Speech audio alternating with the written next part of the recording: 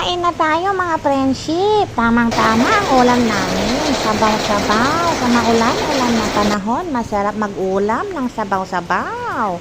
Let's eat. Kain po tayo. Ayan po, sabaw na may ampalaya. Napakayami at may pegasus siya. Yung bangos.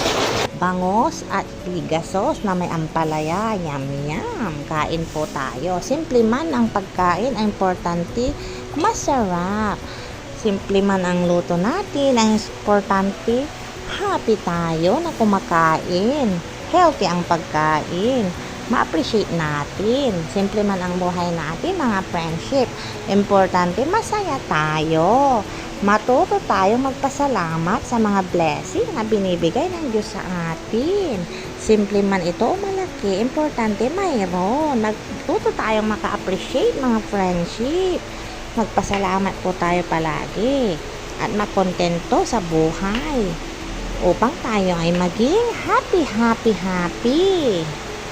Always smile at magpasalamat lagi sa Diyos, sa Panginoong Diyos, sa lahat ng blessing, biyayang binibigay sa atin. Ayan, higop na tayo ng sabaw, napakasarap. Simple man ang ulam, importante, happy.